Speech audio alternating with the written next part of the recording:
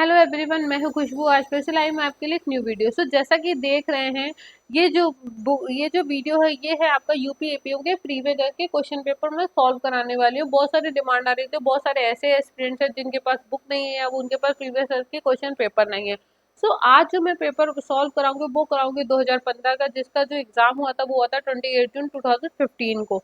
तो ये जो बेसिकली मेरा कॉन्सेप्ट है 2015 का सॉल्व कराने का, उसके पीछे ये है कि आपका थोड़ा सा मिडिल में आपको थोड़ी इन्फॉर्मेशन मिलेगी किस तरह के क्वेश्चन आए थे। तो चलिए टाइम वेस्ट नहीं करते हैं, जल्दी से स्टार्ट करते हैं। जो भी मेरा वीडियो फर्स्ट टाइम देख रहे हैं प्लीज़ आप मेरे चैनल को लाइक करें, सब्सक्राइब करें, शेयर करें। चलिए सबसे पहले फर्स्ट नंबर क्वेश्चन पे चलते हैं। वो है, ये आपका अभी जनरल नॉलेज का है, इसलिए इसमें आपकी कॉन्स्टिट्यूशन भी होगी और आपकी साइंस भी होगी। सारे सब्जेक्ट होंगे जो जो आपको क्लियर किए गए हैं आपके नोटिफिकेशन में।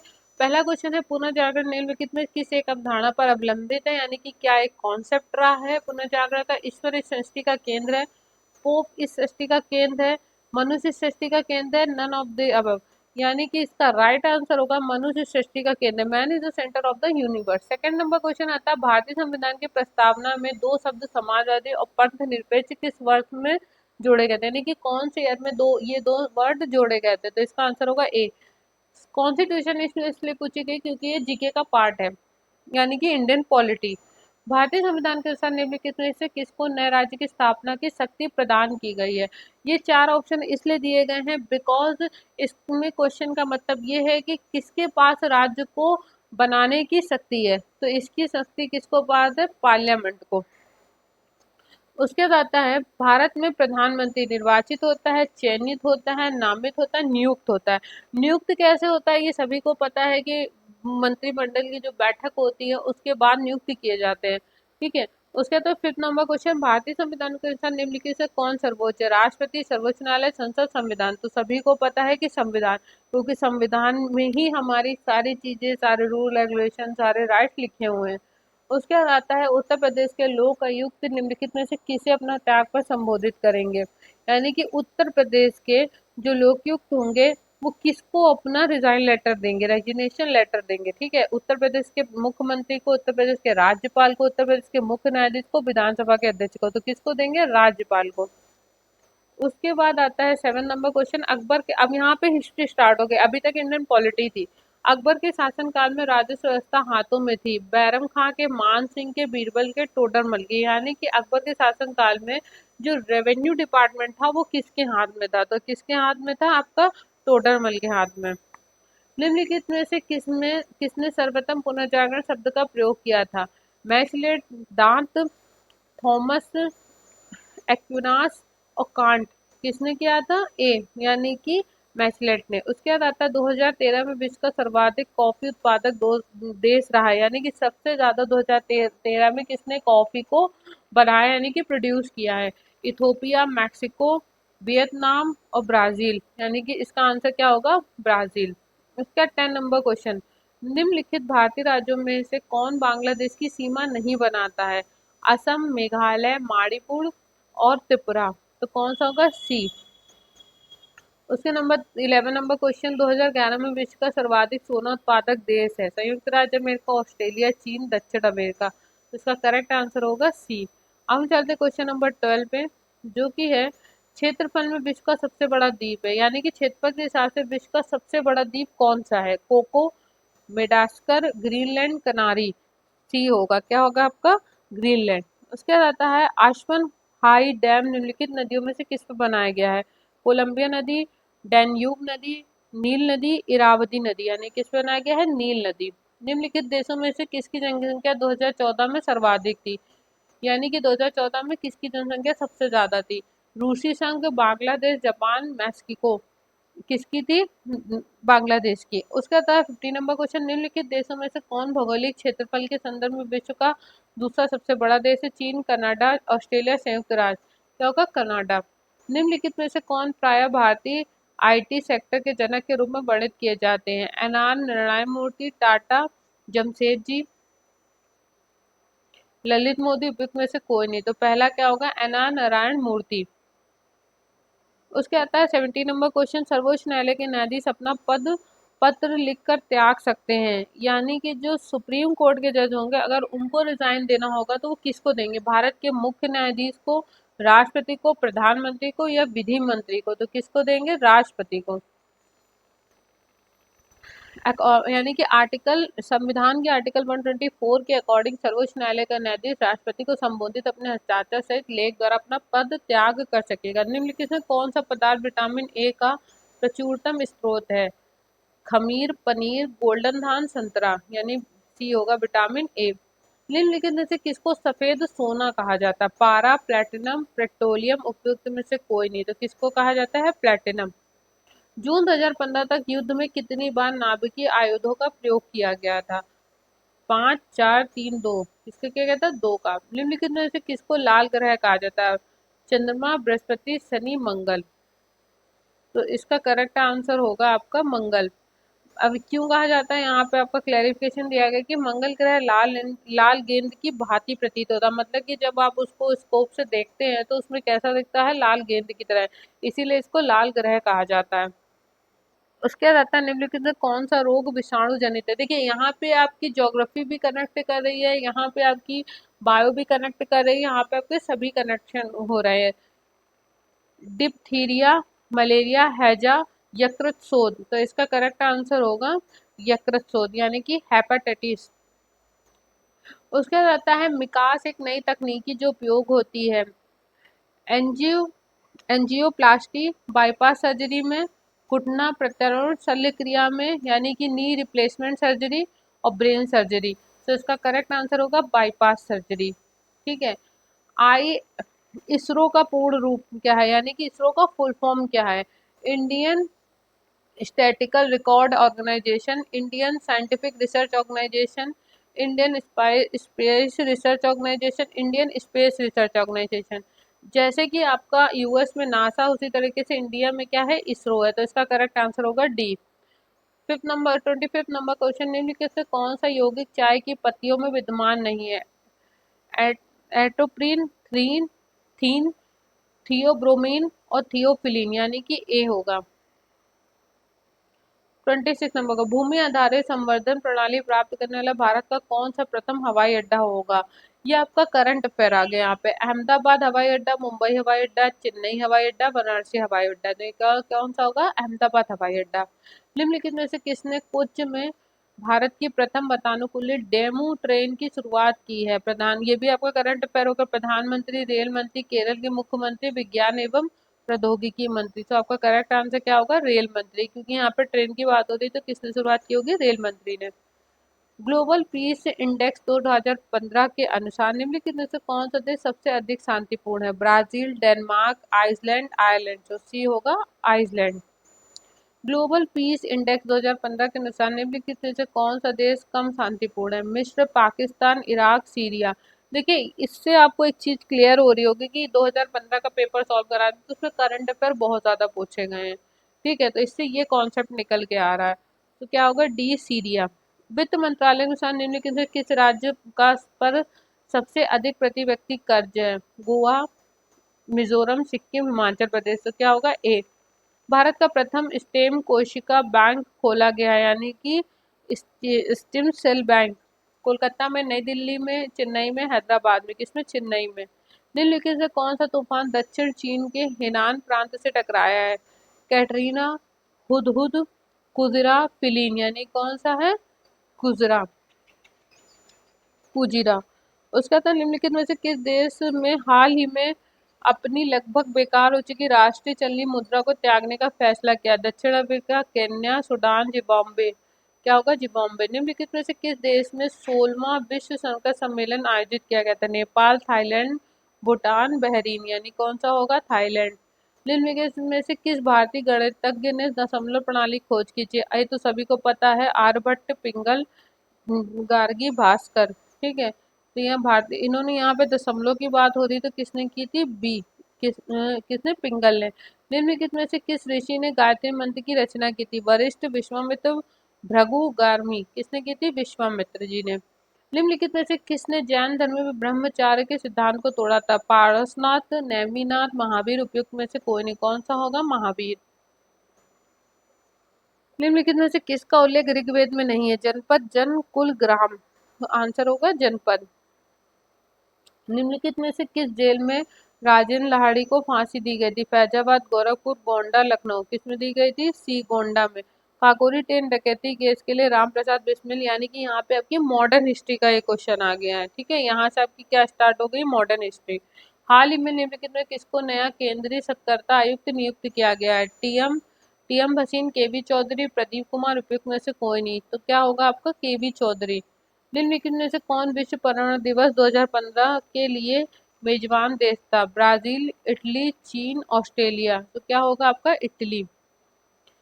उसके बाद आता है निम्नलिखित में से 15 अगस्त 1947 को भारतीय राष्ट्रीय कांग्रेस के अध्यक्ष थे? जवाहरलाल नेहरू, डॉक्टर राजेंद्र प्रसाद, जेबी कृपलानी, अबुल कलाम आजाद। तो कौन सा आंसर होगा? सी, राष्ट्रीय कांग्रेस के अध्यक्ष जेबी कृपलानी।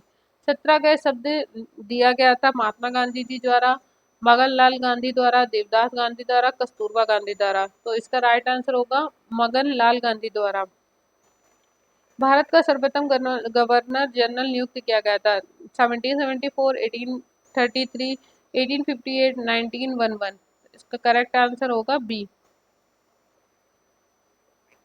राष्ट्रवाद का प्रचार एवं प्रसार के लिए बाल गंगाधर तिलक द्वारा निकाला गया समाचार पत्र था? युगांतर, केसरी, देशभक्ति, क्रांति। तो इसका होगा केसरी। निम्नलिखित में से किसने इंकलाब जिंदाबाद का नारा दिया था? इकबाल, एम.के. गांधी, भगत सिंह, ए.सी. बोस। किसने दिया था? भगत सिंह जी ने। उसके आता है निम्नलिखित में से कौन सा प्रथम भारतीय आईसीएस में चयनित हुआ था? सत्येंद्र नाथ टैगोर, सरोजिनी नायडू, लाला लाजपत राव, सी.आर. दास। तो इसका करेक्ट आंसर होगा सत्येंद्र नाथ टैगोर। आगरा के मोती मस्जिद का निर्माण किसके शासनकाल में हुआ था? ये आपकी चली गई मिडिएवल हिस्ट्री। हुमायूं, शाहजहां, औरंगजेब, शाह आलम द्वितीय। तो इसका करेक्ट आंसर होगा शाहजहां। अब आता है यहाँ पे 49 नंबर क्वेश्चन। निम्नलिखित में से किसने सर्वप्रथम स्वराज शब्द का प्रयोग किया था? महात्मा गांधी, दादा भाई नौरोजी, बाल गंगाधर तिलक, गोपाल कृष्ण गोखले। तो किसने किया था? बी, दादा भाई नौरोजी। गदर समाचार पत्र प्रकाशित हुआ था? फ्रांस में, जर्मनी में, अमेरिका में, इंग्लैंड में। तो इसका करेक्ट आंसर होगा अमेरिका में। अब यहाँ से आपके जनरल नॉलेज के 50 क्वेश्चन खत्म हो जाते हैं। अब हम चलते हैं अपने लॉ के सेक्शन पे।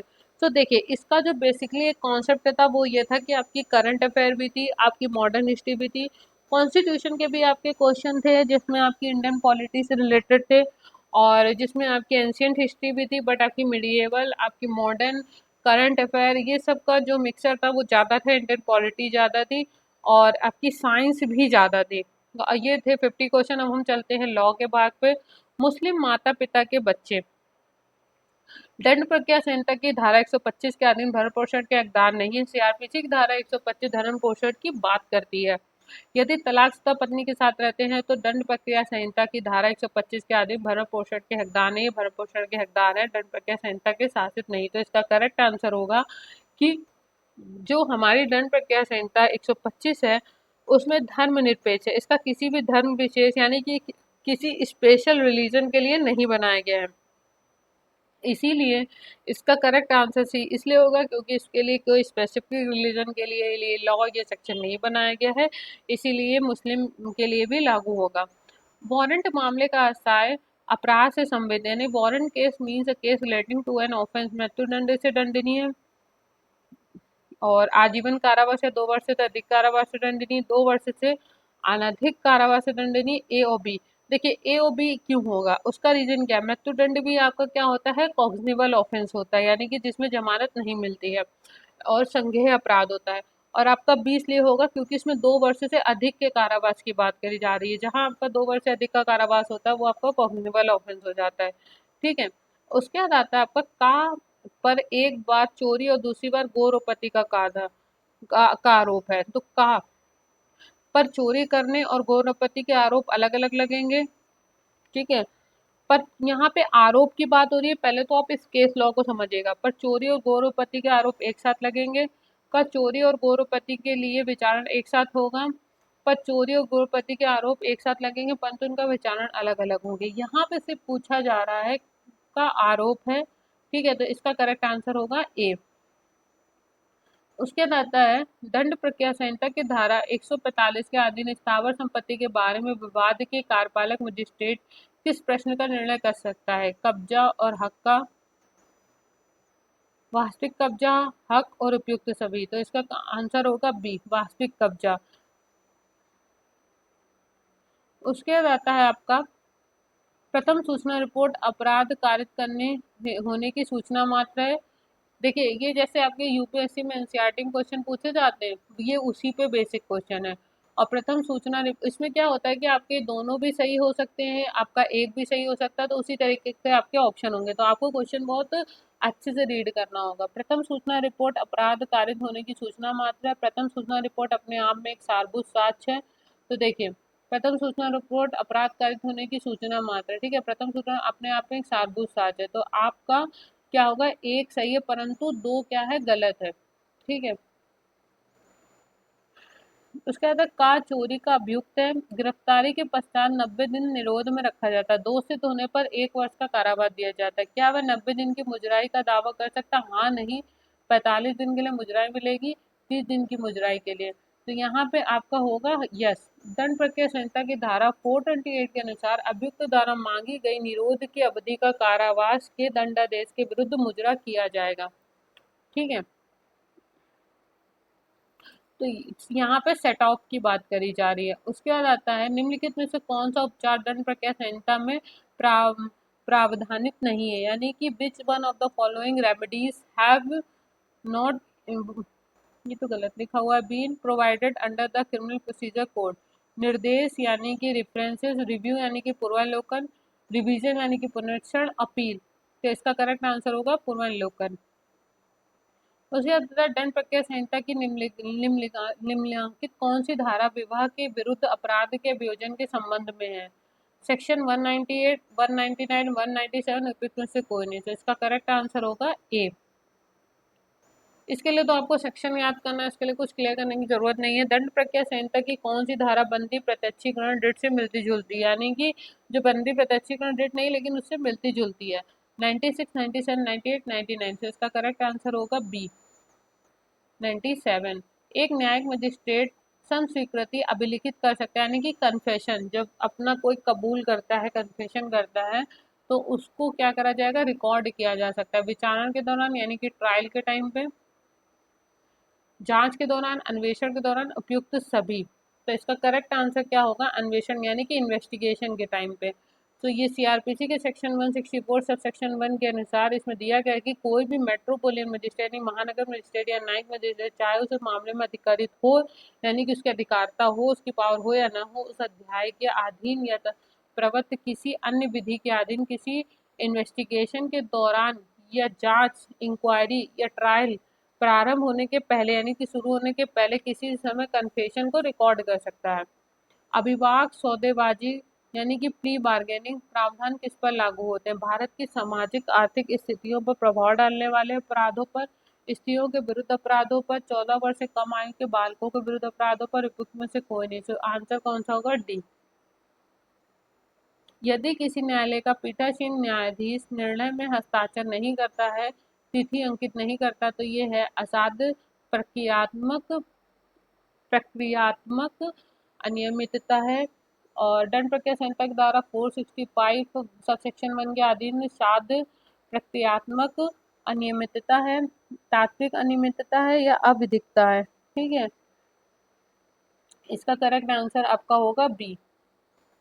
दंड प्रक्रिया संहिता की निम्नलिखित किस धारा में पीड़ितों के उपचार संबंधी प्रावधान किया गया है? सेक्शन 357, 357 ए, 357 बी, 357 सी। इसका करेक्ट आंसर होगा डी।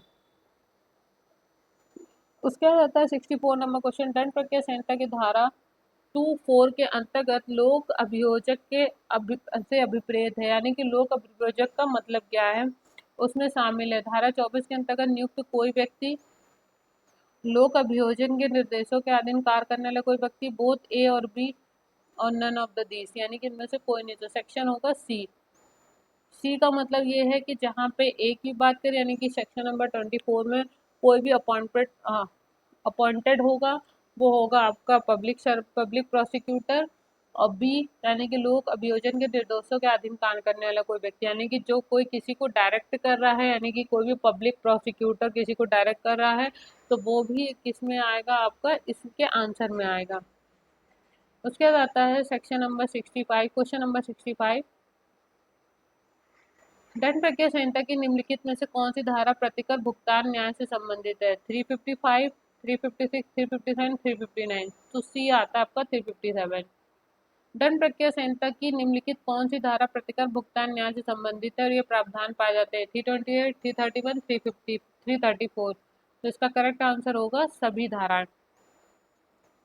अग्रिम जमानत मंजूर करने का क्षेत्राधिकार निहित, यानी कि जो एंटीसिपेटरी बेल होती है उसको देने का जो अधिकार होता है किसके पास होता है? मुख्य न्यायिक मजिस्ट्रेट में, केवल सत्र न्यायालय यानी कि सिर्फ सेशन कोर्ट में, उच्च न्यायालय में। सी क्या है आपका? बी और सी। तो इसका करेक्ट आंसर होगा डी, यानी कि सेशन कोर्ट के पास भी और हाई कोर्ट के पास भी है। डाकघर की तलाशी का वारंट कौन जारी कर सकता है? जिला मजिस्ट्रेट, दीवानी न्यायालय, उच्च न्यायालय, कार्यपालक मजिस्ट्रेट। जिला मजिस्ट्रेट इसलिए क्योंकि उस जिले की बात होती है और सेक्शन 92 में भी दिया गया है।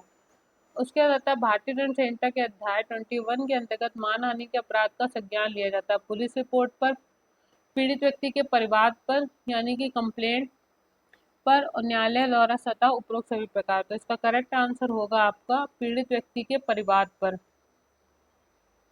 जब पुलिस थाने के भारसाधक अधिकारी को यह सूचना मिलती है कि किसी व्यक्ति ने आत्महत्या कर ली तो वह तुरंत रिपोर्ट करेगा न्यायिक मजिस्ट्रेट को, कार्यपालिक मजिस्ट्रेट को, मुख्य न्यायिक मजिस्ट्रेट को और उच्च न्यायालय को। तो इसका करेक्ट आंसर क्या होगा?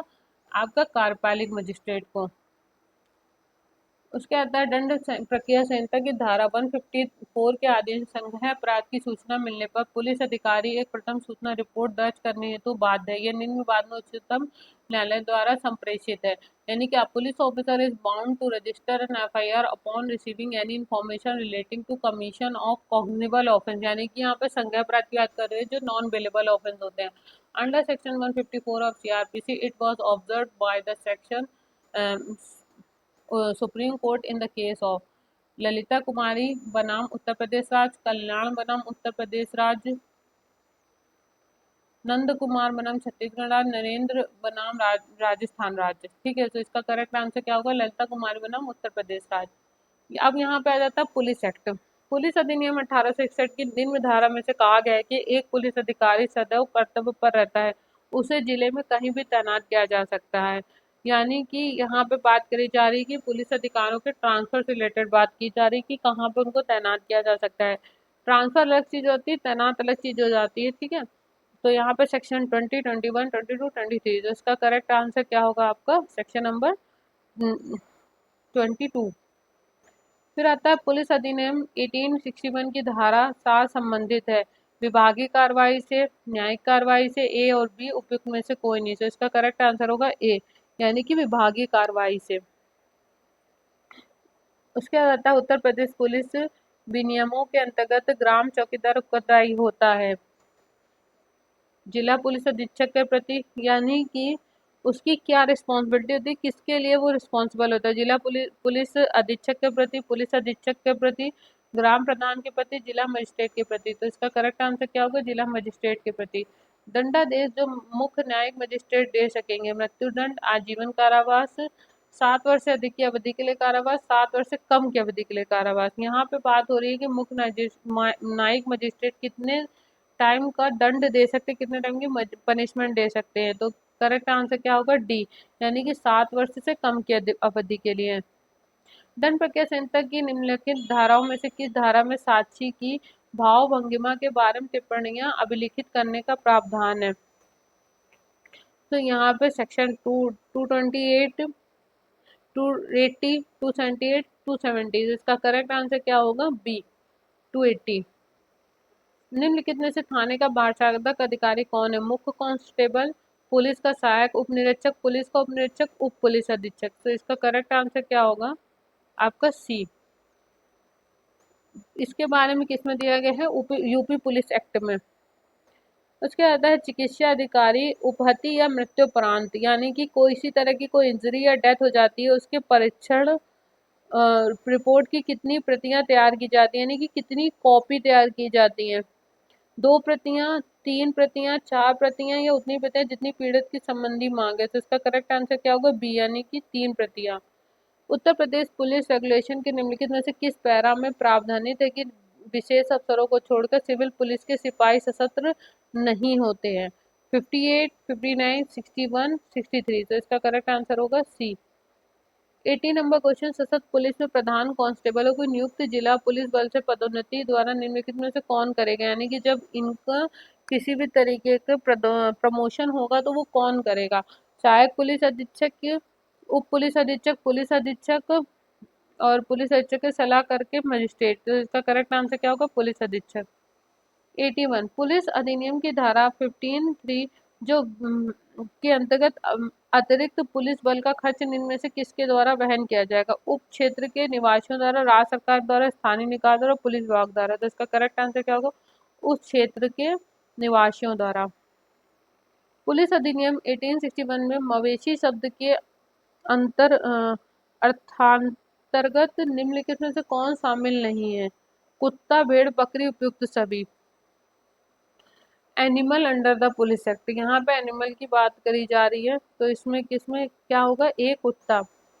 पुलिस अधिकारी लावारिस संपत्ति ऐसी संपत्ति जिसका कोई स्वामी का ज्ञात नहीं। लावारिस क्या होती है, जिसके स्वामी का पता नहीं होता, अपने कब्जे में लेकर परंतु इसके वहन के संबंध में उसे निम्न में से किस अधिकारी के आदेश के मार्गदर्शन में कार्य करना होगा, यानी कि जब वो कोई भी ऐसी चीज लेता है जिसके स्वामी का पता नहीं है तो वो किसकी गाइडेंस में उस चीज को कंसीडर करेगा, पुलिस थाना प्रभारी के, अपने से वरिष्ठ पुलिस अधिकारी के, जिला मजिस्ट्रेट के, राज्य सरकार के। तो इसका करेक्ट आंसर आपका होगा सी।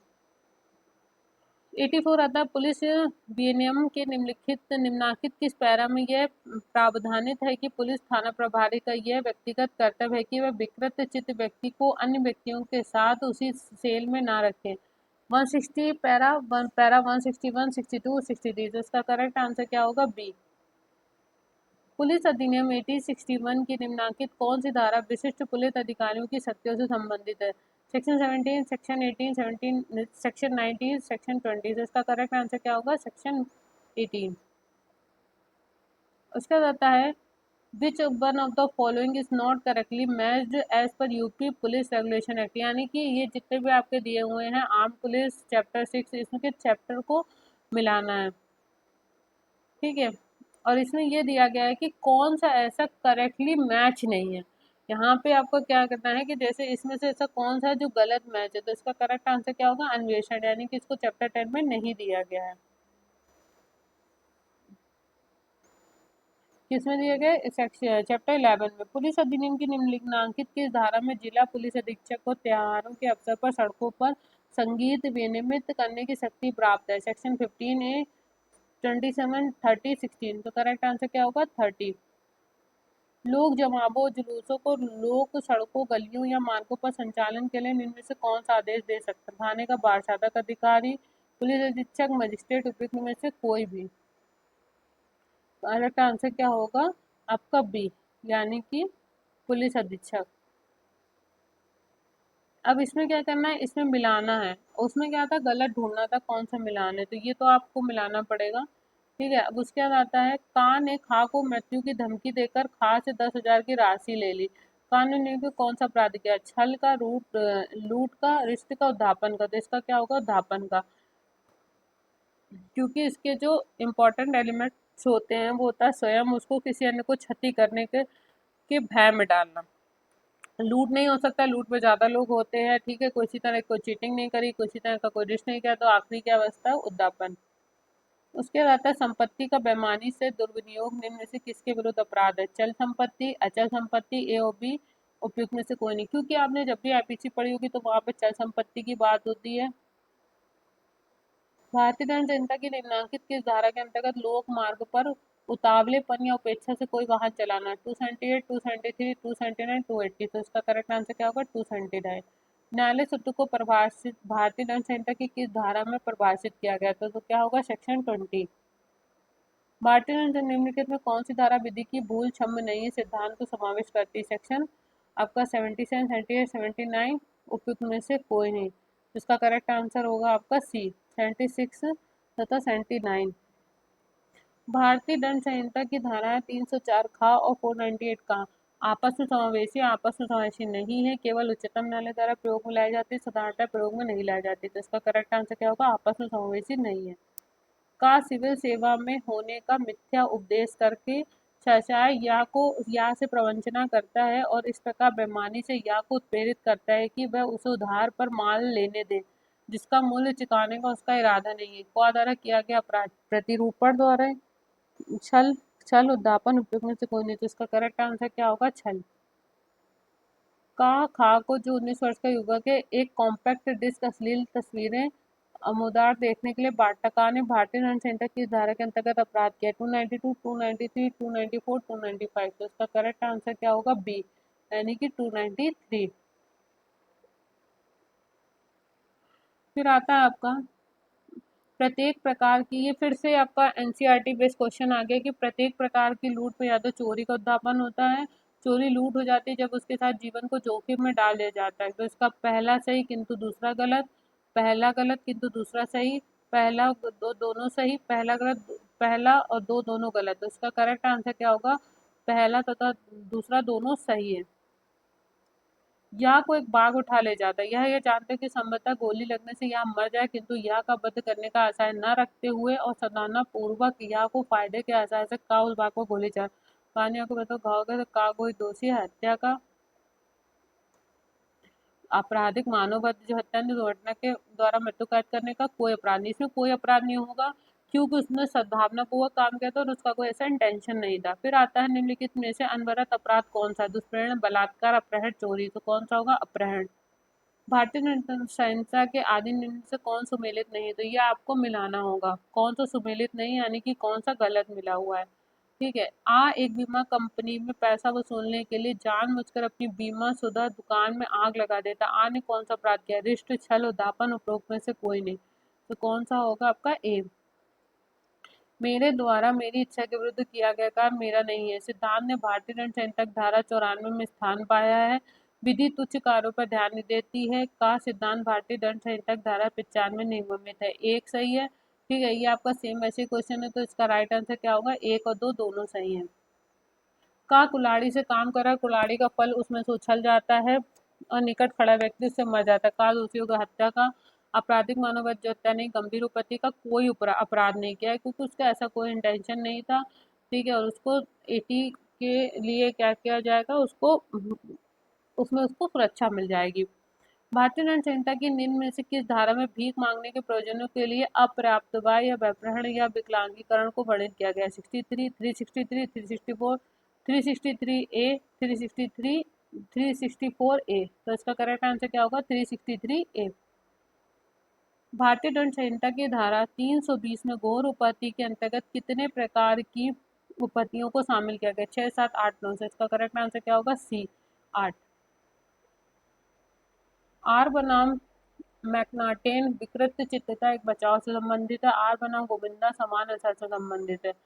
अब इसमें भी वही चीज है, तो इसका करेक्ट आंसर है एक सही है, लेकिन दूसरे केस के बारे में गलत बताया गया है। यहाँ पे भी सेम वैसे ही क्वेश्चन है। आर बनाम डडले एंड स्टीफेंस अवस्था से संबंधित वाद है। आर बनाम के एम नानावती गंभीर एवं अचानक प्रकोपन के कारण हत्या संबंधित वाद है। ठीक है, तो इसमें ये दिया गया है, इसका करेक्ट आंसर क्या होगा? एक तथा दो, यानी कि दोनों केस लॉ एकदम ठीक है। उसके बाद आता है का को खाक से गंभीर और अचानक प्रकोपन मिला और उसने सचाई या की मृत्यु कारित कर दी। या खा का बाह्य कार्य अपराध की हत्या का आपराधिक मानववध जो हत्या में नहीं आता है। गौरपति का हत्या के प्रयत्न करता है, इसका क्या होगा? हत्या का, क्योंकि उसको अचानक प्रकोपन मिला था। ठीक है, उसके बाद आता है का एक भिखारी को पर्याप्त खाद्य सामग्री होने के बावजूद भोजन नहीं था, जिसका उसकी मृत्यु हो जाती। का दोषी किसी भी अपराध के लिए नहीं, हत्या अपराध के लिए, हत्या के लिए, अपराधिक मानववध हत्या में नहीं आता, तो किसी भी अपराध के लिए नहीं होगा। एक भारतीय द्वारा विदेश में किए गए अपराध के विचारण का क्षेत्राधिकार भारत के न्यायालयों का है। एक विदेशी द्वारा भारत में किए गए अपराध के विचारण का क्षेत्राधिकार भारतीय न्यायालयों को नहीं है, उपरोक्त सभी। तो ये भी सेम वैसे ही है, इसका करेक्ट आंसर क्या होगा? एक सही किंतु दूसरा गलत, यानी कि एनसीईआरटी बेस्ड भी क्वेश्चन है। परिवहन नियोजन का विशेषज्ञ होने का दावा करने वाले एक व्यक्ति का ने या को कुछ रसायन दिया, रसायन को प्रयोग करने से या के गर्भ में पले बच्चे की गर्भ में मृत्यु होगी। का ने कौन सा अपराध किया है? कोई अपराध नहीं किया। का हत्या का अपराध किया, आपराधिक मानववध जो हत्या में नहीं आता, गर्भ कारित करने का, यानी कि यहाँ पे क्या होगा? गर्भ कारित करने का। शत्रुघ्न चौहान बनाम भारत संघ SCC एक बादाम किससे संबंधित है? न्यायालय के समक्ष झूठी गवाही देने जाने की ये केस लॉ किससे रिलेटेड है? राज्य के विरुद्ध युद्ध लड़ने से फांसी की सजा को आजीवन कारावास में बदलने से उपरोक्त में से कोई नहीं से। इसका करेक्ट आंसर क्या होगा? फांसी की सजा को आजीवन कारावास में बदलने से। निम्नलिखित में किस बात में अभी हाल में उच्चतम न्यायालय ने एक आपराधिक संबंधी में प्राकृतिक विरुद्ध अपराध की संवैधानिकता सिद्ध की है? यहाँ पे आपके 4 केस लॉ दिए गए हैं, तो इसका करेक्ट आंसर क्या होगा? सुरेश कुमार कौशल बनाम नाज फाउंडेशन। कहाँ को राजमार्ग पर पड़ी अंगूठी मिलती जो किसी व्यक्ति के कब्जे में नहीं है, वह उसे अपने लिए रख लेता, कहाँ कार्य किया? चोरी, आपराधिक दुर्विनियोग, आपराधिक न्यायभंग, उपरोक्त में से कोई नहीं। तो इसका क्या होगा? आपराधिक दुर्विनियोग, क्योंकि उसने बेईमानी से रखा था। कहा खा को भूमि पर स्थित पेड़ को बेईमानी से ले जाने के इरादे से खा की अनुमति के बिना काट डालता। कहा ने कौन सा अपराध किया है? जिसने अपराध किया है डी, का चोरी के अपराध का दोषी होगा। चाचा एक स्त्री को क्षुभित करने के इरादे से उसके चेहरे पर पड़ा घूंघट हटा देता है, तो इसका अपराध क्या होगा? आपराधिक बल प्रयोग करने का। भारतीय दंड संहिता की कौन सी धारा जुर्माना न देने पर कारावास जबकि अपराध केवल जुर्माने से दंडनीय हो के बारे में प्रावधान करती है? 63, 64, 67। कौन सी करती है? 67। भारतीय दंड संहिता की निम्नलिखित में से कौन सी धारा बंदी के एकांत परिरोध के लिए प्रावधान करती है? 71, 72, 73 और कोई नहीं। सी क्या होगा आपका? 73।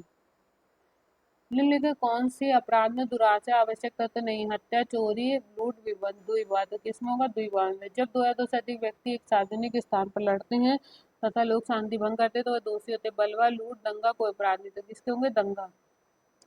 कोई भी तथ्य जिसमें प्रमाणकारी बल हो साक्ष्य कहलाता है। ये परिभाषा संबंधित है सामंट, स्टीफन, फिप्सन से और बेंथम से। यानी किसने इसकी परिभाषा दी? क्या होगा? ए, यानी कि सामंट। आन एक इंटरमीडिएट के जाली अंकपत्र के आधार पर बीए परीक्षा में बैठने के लिए आवेदन किया, किंतु परीक्षा आरंभ होने के पूर्व ही जाली अंकपत्र पकड़ लिया गया। आ दोषी है। छल के प्रयत्न का आपराधिक न्यायभंग का उपरोक्त में क्वेश्चन क्या होगा? छल के प्रयत्न का। लूट को डकैती तब मान्यता जबकि लूट करने वाले व्यक्तियों की संख्या 10 व्यक्ति हो, 5 व्यक्ति हो, 6 व्यक्ति हो, 4। तो क्या होगा आपका? 5। साक्ष्य अधिनियम की धारा, अब यहाँ पे इंडियन एविडेंस एक्ट पे स्टार्ट हो गई। साक्ष्य अधिनियम की धारा 3 में इलेक्ट्रॉनिक अभिलेखों को किस तिथि से शामिल किया जाता है? कब किया गया था? 17 अक्टूबर 2000। अब यहाँ पे आपको मिलान करना है तो वो आप कर लीजिएगा। उसके बाद आता है साक्ष्य अधिनियम की कौन सी धारा संबंधित तथ्य और कार्य से संबंधित है? क्या होगा? सेक्शन 6। भारतीय दंड संहिता धारा 376 के अपराध में पीड़ित का सील साक्ष्य अधिनियम की किस धारा से संगत नहीं है? 53A, 114A, 53, 119। तो किससे होगा? 53A। भारतीय साक्ष्य अधिनियम की निम्नलिखित किस धारा में जीवन की धारणा संबंधित है? 108, 106, 104, 107। तो क्या होगा? 107। भारतीय साक्ष्य अधिनियम के अंतर्गत स्वीकृति कौन कर सकता है? वह व्यक्ति जिसमें हित उत्पन्न हुआ हो, एक स्वतंत्र व्यक्ति, कार्रवाई से संबंधित गवाह, न्यायालय। तो क्या होगा? वह व्यक्ति जिसमें हित उत्पन्न हुआ हो। निम्नलिखित में से कौन लोग दस्तावेज नहीं है? गिरफ्तारी वारंट क्या होगा आपका? स्व परीक्षण रिपोर्ट। भारतीय साक्ष्य अधिनियम की कौन सी धारा यह बंद करती है कि किसी मामले में किसी तथ्य को साबित करने के लिए साक्ष्यों की कोई विशिष्ट संख्या अपेक्षित नहीं है? 135, 134, 136, 132। करेक्ट आंसर क्या होगा? 134। भारतीय साक्ष्य अधिनियम की निम्नलिखित किस धारा में स्मृति ताजा करने से संबंधित प्रावधान है? 161, 160, 159, 158। तो करेक्ट आंसर क्या होगा? 159। भारतीय साक्ष्य अधिनियम की कौन सी धारा यह उपबंध करती है कि साक्ष्य के अनुचित ग्रहण या अग्रहण के आधार पर कोई नवीन विचार नहीं होगा? 166, 167, 165, 161। तो करेक्ट आंसर क्या होगा? 167। अन्यंत्र उपस्थित होने का विभाग। भारतीय दंड संहिता में विशेष अपवाद है, भारतीय दंड संहिता में समान अपवाद है। साक्ष्य अधिनियम की धारा 11 में मान साक्ष्य का मात्र नियम उपयुक्त में से कोई नहीं। इसका करेक्ट आंसर क्या होगा? सी। मृत्युकालिक कथन हो सकता है, मौखिक, लिखित, संप्रेषण किसी पर्याप्त है कि तो उपरोक्त तो सभी होगा। ठीक है, तीनों तरह से हो सकता है। भारतीय साक्ष्य अधिनियम की निम्न कौन सी धारा कब्जा पूर्ण स्वामित्व का प्रथम दस्तया साक्ष्य के सिद्धांत को रॉ में डालती है? तो इसका करेक्ट आंसर क्या होगा? सेक्शन 110। साक्ष्य अधिनियम की किस धारा के अधीन अनेक वर्षों का लगातार सहवास विवाह की अवधारणा कर सकता है? इसका करेक्ट आंसर क्या होगा? सेक्शन 50। किसी वाद में एक पक्षकार द्वारा अभिकथित और प्रतिपक्षी द्वारा अस्वीकृत तत्वों को कहा जाता है विवादक तत्व। साक्ष्य अधिनियम की धारा 132 का परंतु स्वयं को अपराध में फंसाने के विरुद्ध नियम एक पक्ष है। साक्ष्य अधिनियम की धारा 132 की नीति न्याय के लिए साक्ष्य प्राप्त करना है। ए भी वैसे ही, तो आपको क्या होगा, ए और आर दोनों सही हैं। आर ए का सही स्पष्टीकरण है, यानी कि यहाँ पे ये भी बता रहा है कि कौन किसका करेक्ट एक्सप्लेनेशन है। अभी तक आप ये बता रहे थे एक सही एक गलत या दोनों सही हैं, ठीक, यानी कि किसने किसको बेटर एक्सप्लेन किया है। भारतीय साक्ष्य अधिनियम की धारा 45 के अधीन विशेषज्ञ की राय नहीं ली जाती। विदेशी विधि द्वारा, विज्ञान कला द्वारा, भारतीय विधि द्वारा, अंगुली चिन्ह द्वारा। से क्या होगा, भारतीय विधि द्वारा। निम्नलिखित में से किस बात में भारतीय साक्ष्य अधिनियम की धारा 27 की संवैधानिक वैधता को भारतीय संविधान के अनुच्छेद 20(3) के उल्लंघन के आधार पर चुनौती दी गई थी? तो इसका करेक्ट आंसर क्या होगा, बी, यानी कि बम्बई राज्य बनाम काठी कालू। बोलने में असमर्थ एक साक्षी खुले न्यायालय में संकेतों में साक्ष्य देता है, यानी कि जो बोल नहीं पाता। मौखिक साक्ष्य, द्वितीयक साक्ष्य, विशिष्ट साक्ष्य और परिस्थिति जन्य साक्ष्य, यानी कि ए क्या होगा, मौखिक साक्ष्य, यानी कि वो एक्सेप्टेबल होगा, सॉरी। साक्ष्य अधिनियम के अधीन चिकित्सकीय साक्ष्य का मूल्य है केवल संपोषक, निश्चातक यानी कि कॉन्क्लूसिव, सहायक और प्रत्यक्ष साक्ष्य के विश्वसनीय या सच्चे साक्ष्य के विपरीत भी होगा। ठीक है, तो क्या इसका करेक्ट आंसर क्या होगा, संपोषक। का पर खा की हत्या का आरोप है, उसके विचार में निम्नलिखित में से कौन विवादित तत्व हो सकते हैं? का ने खा की हत्या की, का एक ईमानदार व्यक्ति है, का को खा से गंभीर और अचानक प्रकोपन मिला, खा को सामाजिक सेवाओं के लिए पुरस्कृत किया गया था। तो सही उत्तर बताइए, एक और दो। इसमें करेक्ट आंसर क्या होगा, एक और तीन। एक और तीन क्या होगा, क्योंकि का ने खा की हत्या की, सबसे पहले तो विवादित तथ्य ये होगा। तीसरा, खा को गंभीर और अचानक प्रकोपन मिला था। फिर आता है भारतीय साक्ष्य अधिनियम की धारा 112 विधि कल्पना का सृजन करती है। इसका राइट आंसर क्या होगा, सी, कि डीएनए परीक्षण द्वारा खंडनीय निश्चायक उपधारा को बंद करती है। दंड प्रक्रिया संहिता की किस धारा के अधीन न्यायालय को किसी भी व्यक्ति को साक्षी के रूप में सम्मन करने का यानी कि सम्मन, यानी यहाँ पे सम्मन की बात हो रही है, जो बुलावा दिया जाता है, करने का विवेकाधिकार है। इसका करेक्ट आंसर क्या होगा, यहाँ पे सेक्शन पूछा जा रहा है, तो 311। फिर आता है सेक्शन 148 का पर भाषा के आधार पर दो समूहों के मध्य दुश्मनी फैलाने का आरोप है। इस अपराध का न्यायालय द्वारा संज्ञान लेने से पूर्व दंड प्रक्रिया संहिता के अंतर्गत किसकी पूर्व स्वीकृति आवश्यक है? तो किसकी होगी, केंद्र सरकार अथवा राज्य सरकार।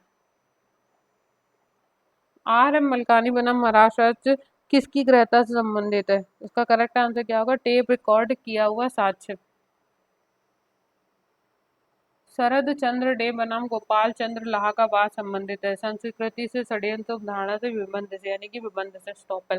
देखिए ये आपके 150 क्वेश्चन थे, जिसमें आपका देखा आपने केस लॉ बहुत ज्यादा पूछे गए हैं, जिसमें आपके आईपीसी के, सीआरपीसी के, एविडेंस के बहुत ज्यादा केस लॉ पूछे गए। तो आपको केस लॉ जरूर याद होने चाहिए, आपकी इंडियन पॉलिटी अच्छी होनी चाहिए, आपके करंट अफेयर स्ट्रांग होने चाहिए, आपके सेक्शन बहुत ज्यादा स्ट्रांग होने चाहिए। तो ये चार चीजें बहुत ज्यादा मैटर करती हैं आपके एपीओ के एग्जाम में। तो ये था पार्ट 1, अब मैं पार्ट 2 लेके आऊंगी। एंड मुझे कमेंट सेक्शन में ज़रूर बताएं कि मुझे कौन सा पार्ट लाना चाहिए। अब वैसे तो मैं पीछे की तरफ ज़्यादा चल रही हूँ। And thank you so much for watching this video.